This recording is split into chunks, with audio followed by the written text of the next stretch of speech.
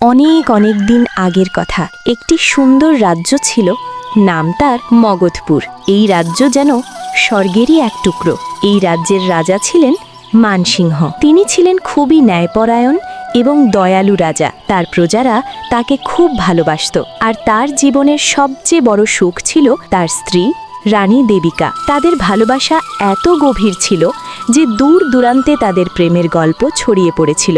সুখের সময় একদিন রাজবৈদ্য দৌড়ে এসে বললেন, মহারাজ, শুভ সংবাদ, রানী দেবিকা মা হতে চলেছেন। রাজা আনন্দে আত্মহারা হয়ে গেলেন। এই খবর সারা রাজ্যে ছড়িয়ে দাও, দরিদ্রদের খাবার দাও, সোনা বিতরণ করো। রাজা নিজের সব সময় রানীর যত্নে ব্যয় করতে লাগলেন। রানীও স্বপ্ন দেখতে লাগলেন তাদের সন্তানের জন্য।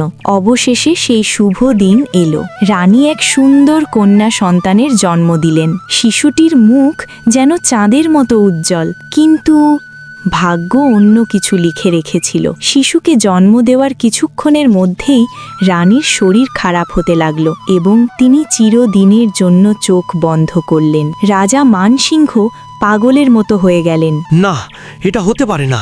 দেবিকা আমাকে ছেড়ে যেতে পারে না। তার দুঃখ ধীরে ধীরে রাগে পরিণত হলো। তিনি সেই নবজাত শিশুটির দিকে তাকালেন।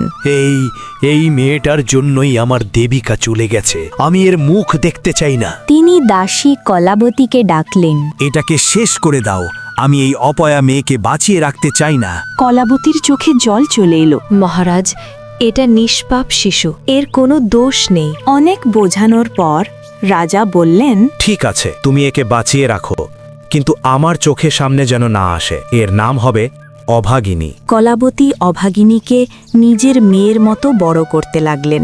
আস্তে আস্তে অভাগী বড় হতে লাগল, কিন্তু মহলের ভেতরেও তার জীবন ছিল একেবারে দাসীর মতো। সে মেঝে পরিষ্কার করত, কাজ করত, সবাই তাকে অপমান করত।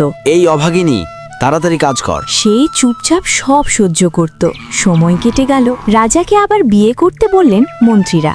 রাজা বিয়ে করলেন রানী সুলক্ষণাকে। কিছুদিন পর তারও একটি কন্যা জন্ম হলো। রাজা খুব খুশি হলেন। এই মেয়ে সৌভাগ্য নিয়ে এসেছে, এর নাম হবে সৌভাগ্যী। একই মহলে দুই বোন, কিন্তু জীবন একেবারে আলাদা।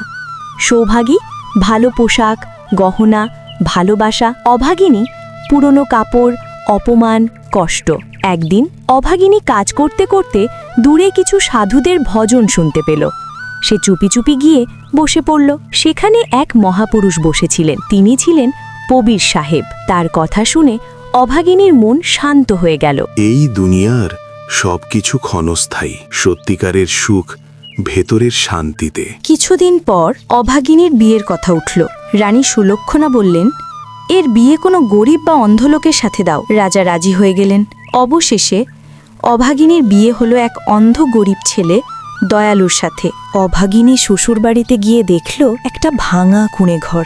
খাবার নেই, টাকা নেই, কিন্তু সে ভেঙে পড়ল না। সে বলল, আমি কাজ করব, আমরা ভালো থাকব। একদিন সে বাজারে শশা বিক্রি করছিল। শেষে 2টা শশা বাকি ছিল। এক সাধু এসে বললেন, মা, খুব ক্ষুধা পেয়েছে। আপনি সামনে রাখা শশা থেকে নিয়ে নিন, আমার টাকার দরকার নেই। সেই সাধুই ছিলেন কবির সাহেব। তিনি আশীর্বাদ করলেন, তুমি সত্যিকারের ভক্ত। কিছুদিনের মধ্যে কুঁড়েঘর, প্রাসাদ, অন্ধ স্বামী চোখ ফিরে পেল। অভাগিমু এখন ধনী, কিন্তু অহংকার নেই। রাজার পতন। এদিকে রাজা মানসিংহের রাজ্য ধীরে ধীরে দরিদ্র হয়ে গেল। তিনি বুঝলেন, আমি ভুল করেছি। কেউ জন্মগতভাবেই অভাগা বা ভাগ্যবান নয়, সবকিছু আমাদের কর্মের উপর নির্ভর করে।